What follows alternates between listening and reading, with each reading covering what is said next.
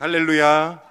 아멘. 오늘 주의 말씀을 통하여 새로운 피조물로 변화되는 이 밤 되기를 간절히 소망합니다. 우리 좌우 앞뒤에 바라보시면서 이렇게 축복하겠습니다. 보라 새 것이 되었도다. 보라 새 것이 되었도다. 한 번 더 하겠습니다. 보라 새 것이 되었도다. 아멘. 우리는 새 것이 되기를 간절히 원합니다. 헌 것보다 새 것이 되기를 원하죠. 하나님 앞에서도 우리는 늘 새로운 피조물이 되기를 원합니다. 그런데 그 누구보다도 새로운 사람이 되기를 원했던 사람들이 바로 이스라엘 사람들이었습니다. 이 사람들은 400년 동안 노예로 살았습니다.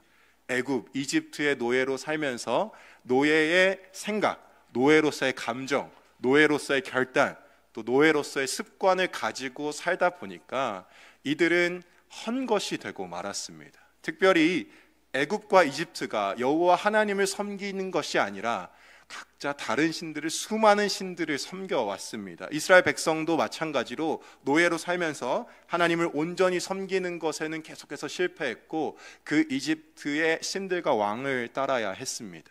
그래서 하나님께서 어떻게 하셨습니까? 이스라엘 백성들을 예전의 노예에서 새로운 하나님의 사람들로 만들겠다고 결심을 하셨습니다. 이 결심은 단순히 이집트에 있었을 때만 주어진 것이 아니라 이미 에덴 동산에서부터 하나님께서는 그 계획을 가지고 계셨습니다.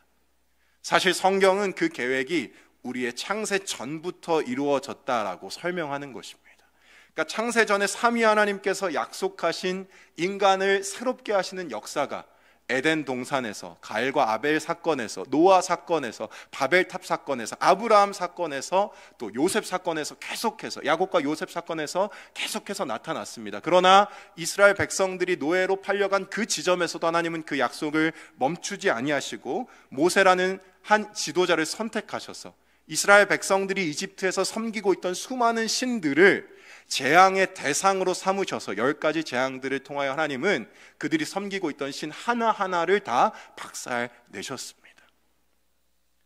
에덴 동산에서 이 이집트의 노예 생활을 하기까지의 수많은 시간이 흘렀지만 하나님의 관심은 이스라엘 백성을 떠나지 않았습니다. 그리고 창세전에 그 하나님의 관심과 에덴 동산, 아브라함, 또 모세 때의 그 관심이 지금 어디에 있습니까? 오늘 이 자리에서 예배를 드리고 있는 우리를 향한 하나님의 관심이 있음을 기억하셔야 합니다. 여러분, 그 기억, 그 하나님이 나를 향한 그 계획이 여전히 교회를 통하여, 예수 그리스도와 교회를 통하여 이루어지고 있음을 기억하는 사람만이 새 것의 삶을 살 수 있는 것입니다. 하나님께서 이스라엘 백성들을 어떻게 새 것으로 만들고 싶어 하셨습니까? 출애굽기 6장 7절에 보면 하나님 이렇게 말씀하세요. 너희를 내 백성으로 삼고 나는 너희의 하나님이 되겠다.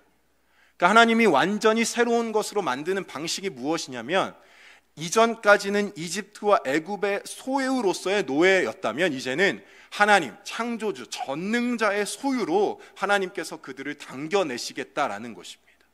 그래서 무거운 짐을 이고 있던 이스라엘 백성들을 완전히 자유롭게 만든 다음에 너희를 빼낸 너희의 하나님 여호와가 누구인지를 깨닫게 하겠다라고 말씀하시는 것입니다. 우리가 지금 예배 드리는 이 와중에 또 신앙생활을 하면서 하나님의 하나님 되심을 어떻게 경험할 수 있습니까? 이전에 죄와 사망과 죽음과 사단과 세상의 공격에서 계속해서 눌려있던 우리가 예수 그리스도 안에서 해방을 받았음을 우리가 느끼고 누리고 하나님의 전능하심을 기쁨으로 찬양하게 될 때에 우리가 무거운 세상의 짐 밑에서 해방이 되고 하나님 여호와가 나의 하나님인 줄을 고백하게 되는 그 순간이 우리에게 주어지는 것입니다. 그러니까 이 해방의 순간들을 절대 잊어버리면 안 되는 거예요. 이들에게 주어진 하나의 이 길, 하나의 여정, 이 새로운 것이 되는 여정은요, 간단한 여정은 아니었습니다. 왜 간단하지 않았냐면 하나님께서 노예에서 하나님이 사람이 되는 자격은 허락을 해주셨어요. 바로 허락이 됐어요. 이집트에서 하나님이 이스라엘 백성을 꺼내는 순간, 모세를 보내는 순간 그들에게는 이미 자유인이라는 자격 조건은 주어졌지만 자격이 있으면서 동시에 자세가 준비되지가 않았어요. 자세가 준비되지 않은 사람에게 자격이 주어지면 어떻게 될까요? 혼돈이 오게 됩니다. 질서가 사라지게 됩니다. 그래서 하나님께서는 자격에 맞는 자세를 만들어주기 위해서 이스라엘 백성들에게 어떤 것을 허락하셨냐면 40년 동안의 광야 생활을 하나님께서 허락하신 것입니다. 누군가에게는 매우 혹독해 보이는 시간일 수도 있고, 내에 대해서는 이 광야 생활이 끝나지 않을 수도 있고, 나는 광야에서 죽어야 될 수도 있지만, 넓은 하나님의 시야에서 보면 이스라엘 백성들에게 하나님의 사람의 자격을 만들어주기 위해서의 40년의 시간은 사실은 하나님과 역사 앞에서는 그리 큰 시간이 아닐지도 모릅니다. 그리고 그 광야의 시간을 지나서 결국 이스라엘 백성들의 후대의 자손들은, 나의 자손들은, 나의 가문은 가나안 땅으로 들어갈 수 있는 은혜를 누렸기 때문에 그들은 부모로서의 자격 조건을, 자세를 충분히 갖췄다고 말할 수 있는 것이겠죠. 사랑하는 성도 여러분, 혹시 지금 고난의 때를 지나고 있다면, 극심한 어려움의 때를 지나고 있다면, 이 시간이 나를 하나님의 사람으로 그 자격에 맞게 자세를 갖추기 위해서 하나님이 나를 지금 다스리고 있는 시간임을 깨닫기 간절히 원합니다. 여러분, 그래서 고난에 주저앉는 것이 아니라 그리스도인들은 하나님께서 나를 하나님의 자녀의 자격답게 이끌어 가신다는 것을 소망하면서 가나안 땅을 바라보며 하나님 나라를 바라보며 오늘도 한 걸음을 내딛어 가는 것입니다. 이 이스라엘 백성들은요, 모세에서 여호수아로 지도자가 바뀌고 나서 이제 드디어 진정한 의미의 가나안 땅으로 입성을 하게 됩니다. 40년 만에 첫 발걸음을 뗀 거라고 할 수 있어요. 하나님께서 여호수아를 통하여 무엇을 말씀하십니까? 여호수아 1장 13절에 보면 여호와의 종 모세가 너희에게 명령하여 이르기를 너희의 하나님 여호와께서 너희에게 안식을 주시며 이 땅을 너희에게 주시리라 하였나니 너희는 그 말을 기억하라, 이렇게 이야기합니다. 이스라엘 백성들이 지금까지 400년이 넘도록 광야 생활 동안에도 한 번도 가지지 못한 게 있어요. 그것이 무엇이냐면 안식입니다. 노예에게는 안식이 없어요. 광야 생활에는 안식이 없어요. 그러나 하나님께서는 이스라엘 백성들에게 이제 가나안 땅에 들어가서 진정한 자유인만이 누릴 수 있는 안식, 그 안식을 통하여 하나님과의 관계를 수동적으로만 하는 것이 아니라 능동적으로 할 수 있는 길을 열어주셨습니다. 그래서 우리가 주일을, 안식일을 기억하여 거룩히 지키라는 하나님의 계명을 주일 성수와 연결하고 있는데, 하나님 앞에 이 주일을 거룩하게 성수하는 것은 어떤 의미를 지니냐면 하나님이 나를 쉬게 해주셨다, 그 쉬는 시간에 내가 원하는 자유를 누린다, 이런 의미가 아니라 하나님과 내가 그 아무런 방해도 받지 않고 따로 구별된 시간에 하나님과 능동적으로 관계를 맺게 되는 영역으로 진입을 하게 되는 거예요. 그러니까 이 주일을, 안식일을 거룩하게 성수하지 않으면 나의 삶 가운데서 하나님과의 관계가 능동적으로 이루어지기 매우 어렵다는 것입니다. 그러니까 사실은 주일을 목숨 걸고 지켰던 우리 신앙의 선배와 한국교회의 전통을 우리는 반드시 지켜야 하는 것입니다. 이들에게 하나님은 그 안식을 허락하고 기억하라고 말씀하셨을 뿐만이 아니라 추상적으로 보이는 그 명령을 실제적인 전장에서 보여주셨습니다. 여호수아 3장에서는 어떤 일이 일어납니까? 이스라엘 백성들이 요단강을 이제 도하를 해야 되는 거예요. 강물이 엄청나게 불어나서 사람들이 진입을 할 수 없는 곳인데 여호와의 궤를 맨 제사장들의 발바닥이 요단 문을 밟자마자, 멈추자마자 위에서부터 흘러내려온 물이 끊어지는 거예요. 하나님이 자연의 섭리를 다스리시는 것을 보여주시면서 그 자연의 섭리도 이스라엘 백성들을 향하여 그 승리의 발걸음을 가게 해주시는 거예요. 한 곳에 쌓여 섭니다. 그러니까 어떠한 중력의 법칙, 자연의 법칙도 하나님은 다 다스리시는 분이시라는 겁니다. 물만 건넜습니까? 6장에 보면 어떤 일이 일어납니까? 여리고성 전투, 첫 전투에서 하나님이 그들에게 승리를 허락하세요. 이때 승리의 방식이 무엇이었습니까? 나팔을 불고 나팔 소리를 크게 질러 외치고, 우리가 잘 아는 것처럼 여리고성 성벽을 일주일 동안 내내 돕니다. 어떠한 공선전에 대한 무기, 그런 거 없었어요. 여호와의 말씀이 임했고 여호와의 말씀을 따라서 무모해 보일지라도, 병법과 맞지 않지라도, 세상의 공식이 아닐지라도 하나님의 말씀에 순종하니까 어떻게 됩니까? 크게 소리 지르니까 성벽이 무너지고 백성이 각기 앞으로 나아가 그 성에 들어가서 그 성을 점령하는 일이 일어나게 되는 것입니다. 그냥 명백합니다. 새로운 하나님의 사람으로, 새로운 피조물로, 거듭난 백성으로 하나님의 능력을 경험하는 것은 하나님의 말씀을 따라서 나아가는 것이에요. 여리고에서만 전쟁이 끝난 게 아니라 이제 가나안 땅을 정복하기 위해서 계속 북진하면서 이스라엘 백성들이 다음에는 아이성이라는 곳에서 전투를 벌이게 됩니다. 여리고에서 승리를 거뒀으니까 한 번도 한 방울의 피도 흘리지 않고 공성전 하나도 없이 이들이 승리를 거뒀으니까 아이성 정도는 쉽게 이길 거라고 생각했어요.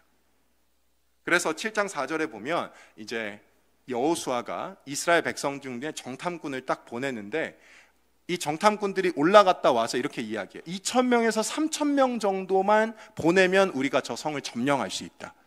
그래서 이 자신감으로 가득 찬 이 여호수아와 백성들, 여호수아가 3,000명을 올려 보냅니다.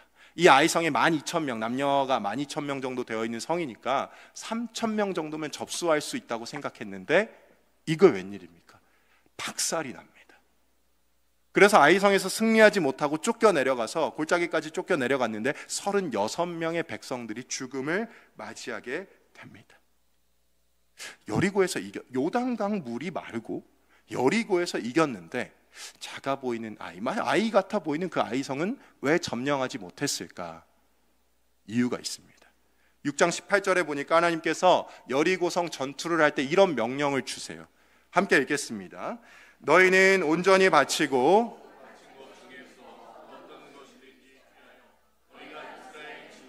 바치는 것이 되게 하여 고통을 당하지 되지 아니하도록 오직 너희는 그 바친 물건에 손대지 말라. 하나님께서 여리고성을 점령할 때에 여리고성에 있는 어떠한 것이라도 이스라엘 백성들이 손대지 말고 모두 여호와께 바치라라고 말씀하셨습니다. 하나님께서 그것을 왜 다 바치라고 말씀하셨을까요? 그리고 이 온전히 바치라라는 단어가 헤렘이라고 하는데 헤렘은 여호와께 온전히 바쳐지는 것이라는 단어예요. 우리가 생각했을 때 온전히 바치려면 누군가에게 물건을 바치려면 그걸 다 모아가지고 가져다 주는 게 바치는 건데 하나님은 그가 바치는 방식을 뭐라고 하냐면 다 진멸하라, 다 없애버려라, 다 없애버려라라고 말씀하셨어요. 왜 그러셨을까요? 가나안 땅을 이미 점령할 때 하나님께서 무엇이라고 말씀하셨냐면 너희가 400년 동안 노예 생활하고 광야를 돌 때에 가나안 땅에 하나님을 섬기지 않는 세상의 사람의 방식대로 사는 사람들이 가나안 땅에 가득하고 하나님이 아닌 다른 우상을 섬기고 있기 때문에 그 땅을 다 진멸해서 하나님의 나라를 새로 세우는 것이 너희의 역할이라고 말씀을 하셨어요. 그러니까 온전히 하나님께 바치는 것은 어떤 행위로 나타나는 거냐면 이 온전히 바친다는 것은 소유권이 나에게 있지 않고 하나님께 있다는 것을 의미하는 것이기 때문에 거룩하지 못한 더럽고 우상 숭배를 하는 그 지역에 있는 모든 것들을 하나님께 바치는 방식은 모든 것들을 다 진멸하는 거예요.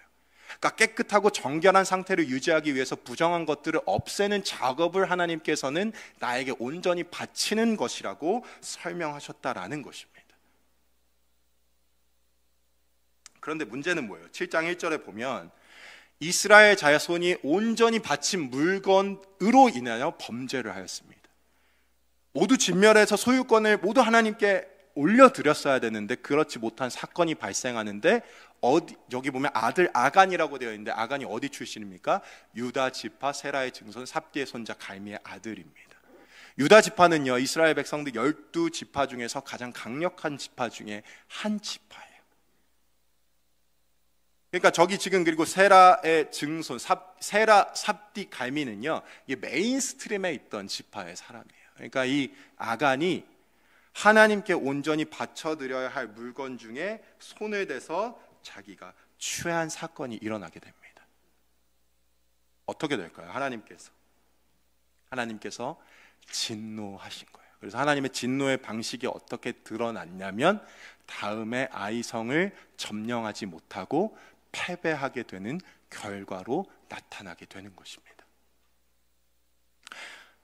사랑하는 성도 여러분, 2025년 우리가 하나님의 새로운 백성으로 승리하는 삶을 살아가기 위해서 오늘 여호수아 8장의 말씀을 통해서 우리가 받아야 할 중요한 교훈 몇 가지가 있는데 그 중에 오늘 저는 본문을 따라서 4가지를 여러분과 함께 나누고 싶습니다. 첫 번째는 무엇이냐면 올 한 해 우리의 평생 동안을 승리하려면 첫 번째는 거룩해야 한다라는 것입니다. 하나님께 온전히 바치는 하나님의 소유권을 온전히 바치기 위해서 모든 것을 진멸하지 않은 이스라엘 백성들이 패배하는 이유는 하나님께서 당신이 거룩하시기 때문에 우리도 거룩하시라는 명령을 주셨기 때문입니다. 그러니까 내가 하나님의 사람이라는 증명이 어디에서 나오냐면 이렇게 뭐 유니폼을 입는 것으로 드러나는 것도 아니고 어디 장소에 특별한 시간에 어디에 노출되는 것도 아니고 어디 동호회에 가입되는 것도 아니에요.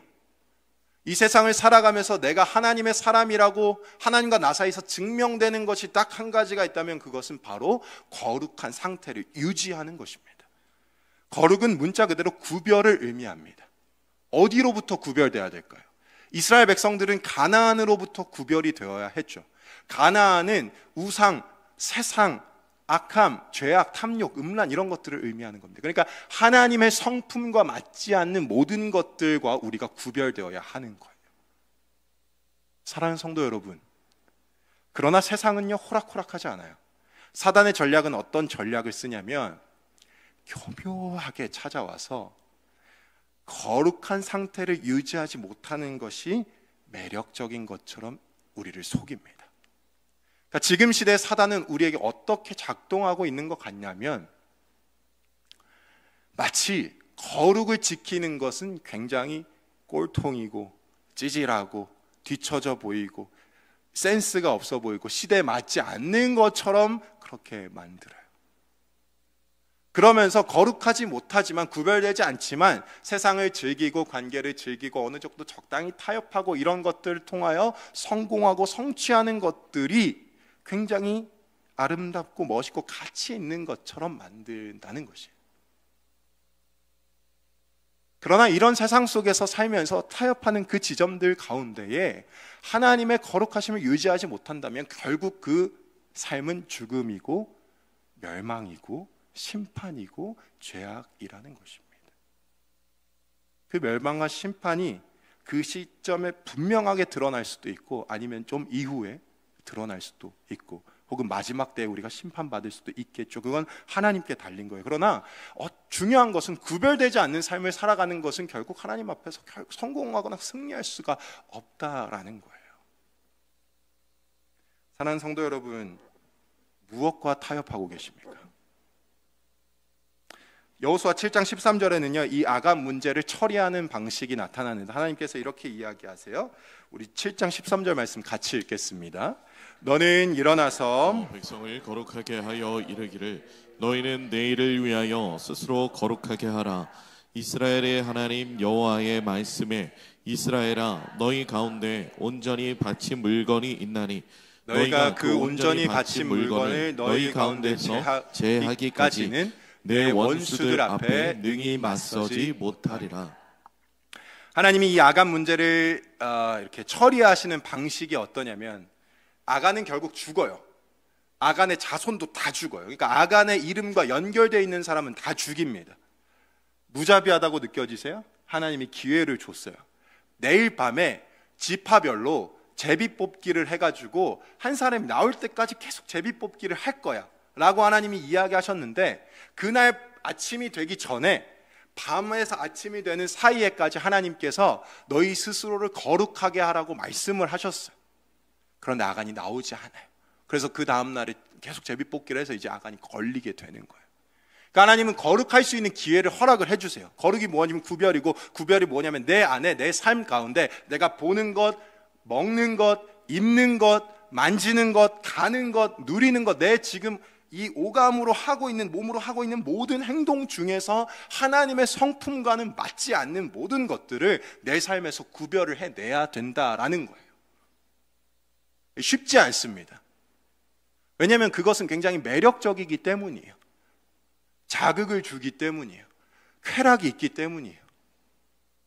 그런 하나님의 사람으로 살아가려면 그 내 삶에 있는 것들을 다 구별해서 제외를 시켜야 한다는 것입니다. 여러분 승리하시길 원하십니까? 그렇다면 리스트업을 쭉 해보세요. 내 삶에서 하나님의 거룩하심 앞에서 부끄러운 것이 무엇인지를 잘 살펴보시고 그것을 하나씩 하나씩 정리를 꼭 하셔야 됩니다. 정리했을 때 어떤 일이 일어납니까? 여호수아 8장 1절 말씀입니다. 하나님께서 나타나세요. 여호와께서 여호수아에게 무엇이라고 말씀하세요? 두려워하지 말라, 놀라지 말라. 이 두려워하지 말라, 놀라지 말라는 하나님이 여호수아에게 가나안 땅을 너에게 주겠다고 약속하실 때 항상 말씀하시는 명령이에요. 군사를 다 거느리고 일어나 아이로 올라가라. 보라. 뭐라고 말씀하세요? 보라라고 하신 뒤에 아이 왕과 백성과 성읍과 땅을 네 손에 다 넘겨주었다라고 말씀하세요. 그러니까 승리가 어디서부터 시작되냐면 거룩한 상태를 유지하는 그 순간 하나님께서는요, 하나님의 백성들에게 승리의 길을 열어주기 시작하신다.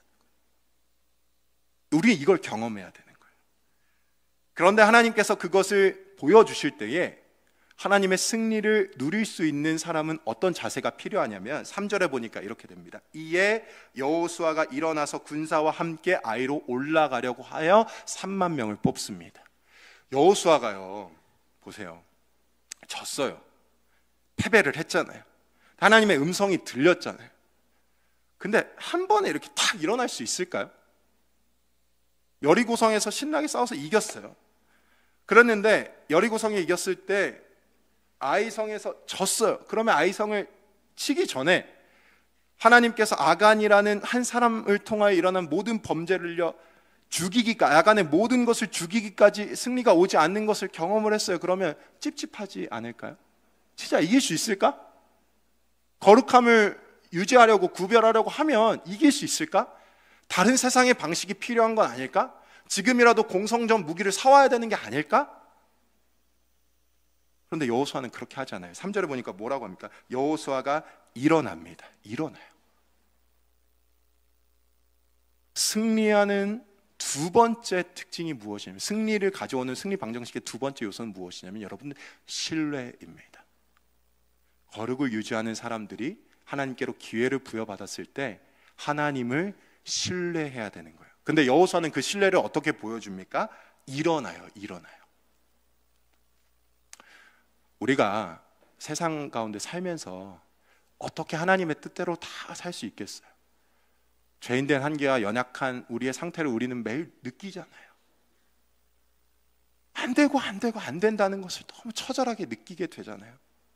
그런데 하나님 앞에서 내가 거룩하지 못한 것들을 회개하면서 구별된 상태를 유지하려고 할 때 하나님이 기회를 주신다는 것은 우리를 신뢰해야 돼요. 하나님을 신뢰한다 하는 사람들이 보여줄 수 있는 하나의 사인이 바로 일어나는 거예요. 주저앉지 않고 일어나는 것. 많은 그리스도인들이요, 살아가다가 고난을 만나고 잘못을 했을 때 어려움을 겪거나 고통 가운데 있을 때 일어나지 못하고 주저앉아 있어요. 그래서 그 주저앉은 상태에서 힘을 못 써요. 거기서 일어날 수 있는 방법은 딱 한 가지밖에 없어요. 하나님을 신뢰하기 시작하는 거예요. 누가 우리에게 권력을 많이 가지고 있는 사람, 제가 살고 있는 이 단지, 아파트 단지에 국회의원이 살거든요. 제가 얘기 드렸나요? 이준석 씨가 살아요. 이준석 씨가 만약에 어느 날 우리 집 초인종을 딱 눌러서 뭐 도와줄 거 없어요? 내가 해결해 줄게요. 국회의원이니까 당신에게 필요한 모든 것들을 내가 해결해 주겠다고 하면 벌떡 일어날 것 같아요, 제가. 왜냐하면 그 국회의원이 가지고 있는 어떤 힘이 있다고 내가 알고 느끼니까. 하물며 여러분, 하나님일까 봅니까?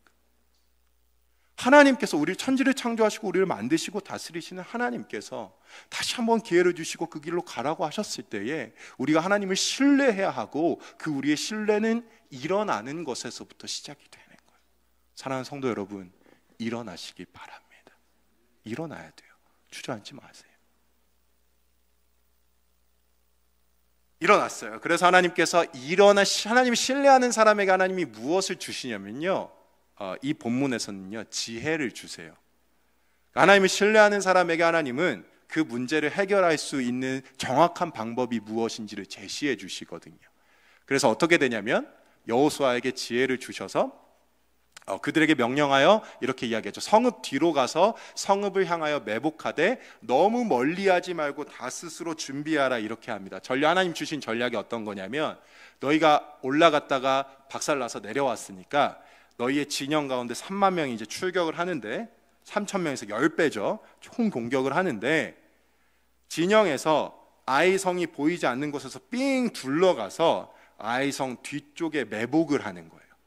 병사들이. 그래서 아이성 뒤쪽에 매복을 하고 이렇게 몰래 들어가서 이 진영에 있는 사람들이 아이성 앞까지 딱 가요. 그래서 아이성 왕이 여호수아가 보이는 지점까지 딱 이동을 하는 거예요.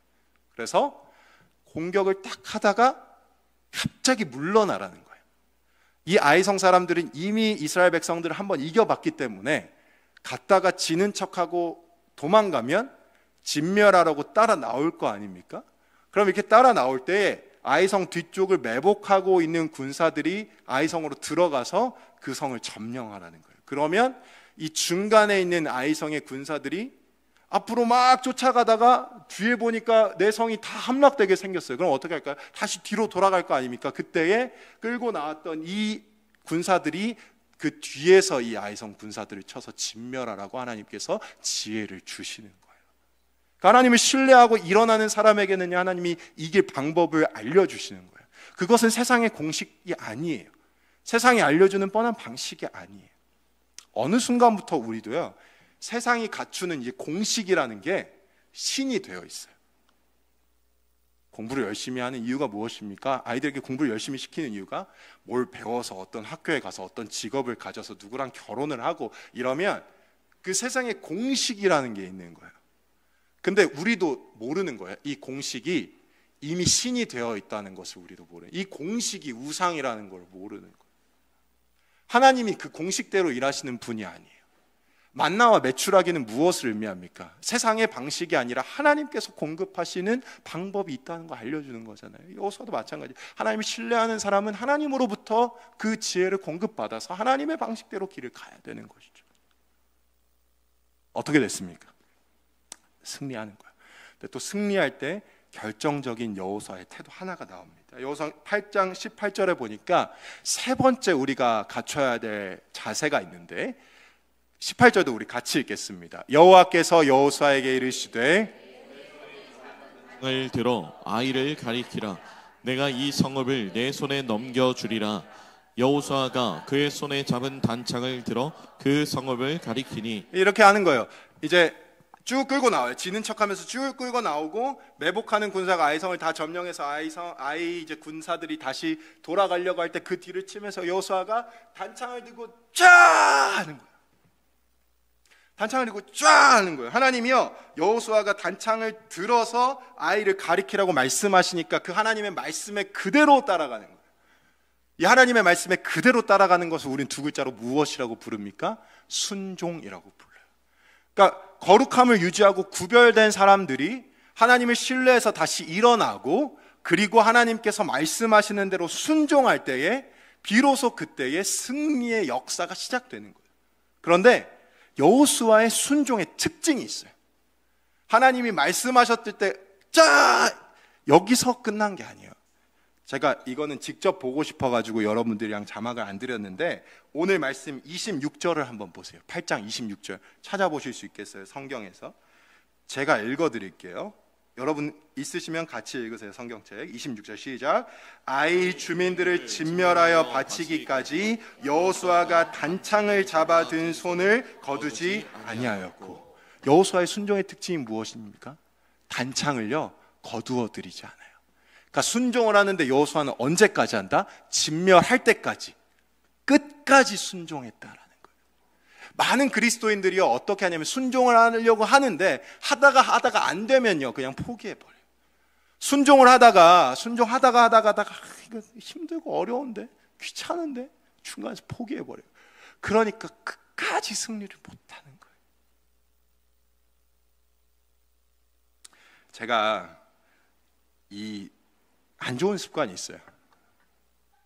어떤 거냐면 이제 집에서 저희 아내가 주로가 아니라 저희 아내가 요리를 해요. 저는 이제 10년 동안 결혼하면서 요리라는 걸 한 2번 해봤어요. 그러니까 그 똥손이에요. 그래서 잘 못하기도 하고 관심도 없는데 이제 그래도 아주 가끔 이제 설거지를 해요. 양심상 아주 가끔 하는데 제가 설거지를 못하는 변명을 좀 하자면 이렇습니다. 설거지를 하고 나면 물바다가 돼요. 제가 키가 크니까 설거지를 하다가 물이 이제 다 튄단 말이에요. 그래서 여기가 다 젖어요, 설거지를 하면. 그래서 그 아내가 그걸 보고 이제 잘 안 시키는데 설거지를 하는데 설거지하면 냄비도 있고 뭐 컵도 있고 그릇도 있고 뭐 아이 젖병도 있고 막 많잖아요. 다 모여 있어요. 제가 이제 설거지를 시작합니다. 막 해요. 다 끝내놓고 끝났다 하는데 식탁 위에 컵 몇 개, 숟가락 몇 개 이렇게 남아 있는 거예요. 근데 나는 이미 요 안에 있는 걸 다 끝냈으니까 이미 끝났다고 생각을 하는 거예요. 근데 거기 남아 있는 거랑은 나랑은 아무 상관이 없는 거예요. 설거지를 하기는 하는데 여기 있는 거 일단 하고 여기 있는 거는 또 가져와서 해야 돼. 귀찮은 거예요. 그래서 내일 아침에 하도록 그냥 남겨둡니다. 그 남겨둔 걸 보고 저희 아내가 이런 이야기를 합니다. 제발 끝까지 할 수 없을까? 설거지를 한 것도 아니고 안 한 것도 아니에요. 기왕 하려면 끝까지 하고 잘 살펴보고 끝까지 해야 서로 기분이 좋을 거 아니에요? 근데 우리의 순종이 이렇다는 거예요. 하나님 앞에서 무언가를 하기로 결단을 하는데 끝까지가 안 돼요. 그러니까 하나님이 주시는 승리를 경험하지 못하는 경우가 너무 많이 발생을 하는 거예요. 끝까지. 올 한 해는 끝까지 순종하시길 바랍니다. 아멘. 마지막으로 또 한 가지 살펴볼 게 있어요. 여러분, 구별되고 또 신뢰에서 일어나고 순종을 하는 백성은요, 승리를 합니다. 그런데 그 승리 뒤에 꼭 해야 할 한 가지 행동이 있습니다. 오늘 본문 8장 30절을 보십시오. 여호수아와 백성들이 무엇을 합니까? 그때에는 아이성이 다 진멸되고 나서 여호수아가 이스라엘의 하나님 여호와를 위하여 에발산에 한 제단을 쌓습니다. 승리의 네 번째 방정식의 공식이 무엇이냐면 구별되어 신뢰하여 순종하고 난 다음에 하나님이 우리에게 승리를 주셨을 때에 하나님께 다시 한번 나아가는 거예요.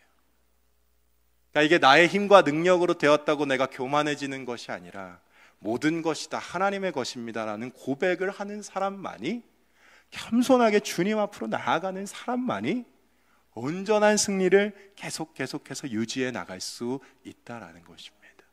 제단을 쌓은 것에서만 멈추지 않아요. 32절에 보니까 여호수아가 모세가 기록한 율법을 이스라엘 자손의 목전에서 돌에 기록합니다.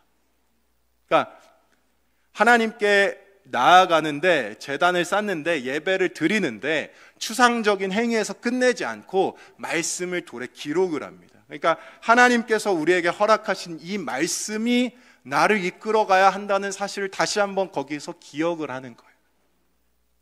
그러니까 우리가 예배를 드리는 이유가 뭐냐면 주의 말씀을 따라가기 위해서 예배하는 거예요. 그래서 주님이 말씀을 주신 그대로 찬양하고 기도하고, 주님이 말씀 주신 대로 행동하고 결단하고 회개하고 기도하면서 주의 말씀을 따라가기 위해서 예배를 드리는 건데, 돌에다가 왜 팠을까요?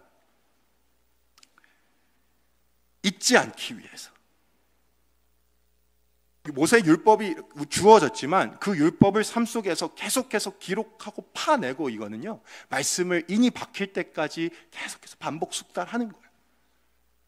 그러니까 한 번 승리로 끝나지 않고 계속해서 세상 가운데서 정말로 멋진 그리스도인으로 살아가려면 말씀을 읽어야 되는 거예요.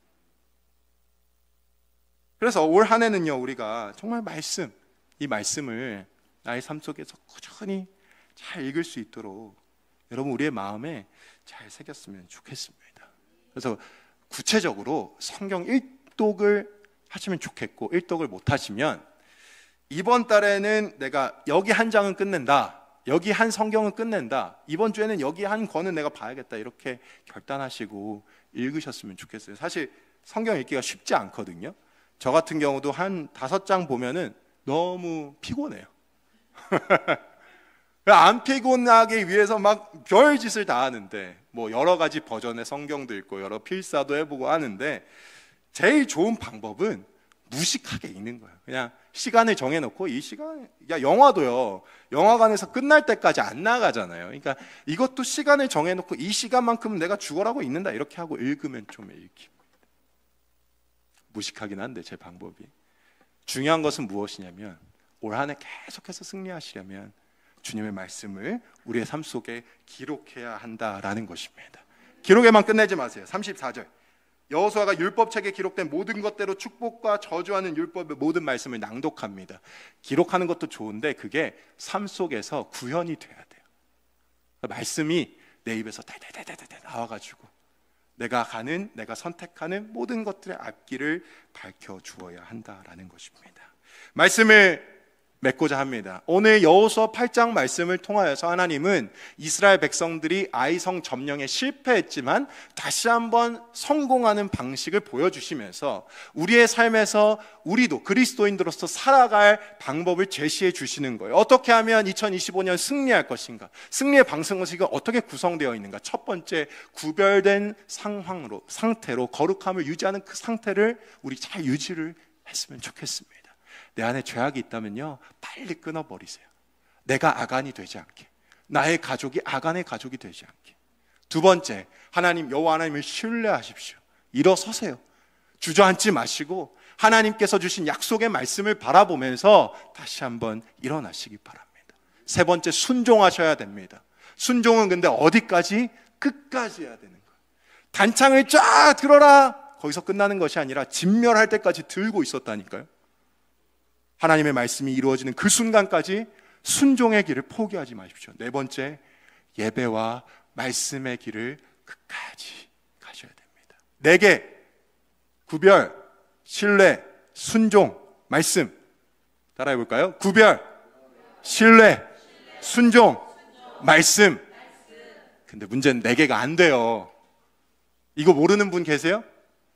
다 아시잖아요. 저도 너무 잘 아는데 안 됩니다. 네, 이 4개를 다 이루신 분이 있어요. 그분은요, 모든 죄악과 구별되셨습니다. 죄악의 끝판왕인 사단이 왔을 때도 그 죄악에 넘어가지 않으셨어요. 두 번째, 신뢰. 그분 앞에는요, 절망적인 상황이 계속해서 반복됐어요. 그런데 그분은 한 번도 주저앉지 않으셨습니다. 항상 아침이 되면 일어가서 새벽 밀명에 기도하시고 다시 한번 일어나서 나아가셨어요. 세 번째, 순종. 그분은 어떻게 순종하셨습니까? 죽기까지. 나의 전부를 하나님께 올려드립니다.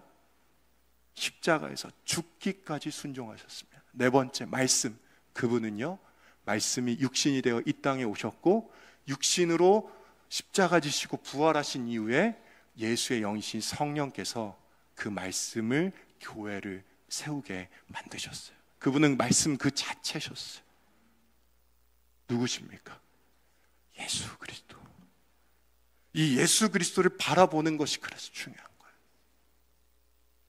이 4가지 다 기억이 안 나시면 주님을 기억하세요. 주님이 우리에게 새로운 생명을 주시기 위해 가신 그 십자가의 길을 올 한 해는 내가 각오해봐야겠다. 그래서 끝끝에서 우리를 바라보시고 기뻐하시고 생명 주시는 주님을 경험하는 올 한 해 저와 여러분들의 삶이 되기를 우리 주님의 이름으로 간절히 소망합니다. 아멘.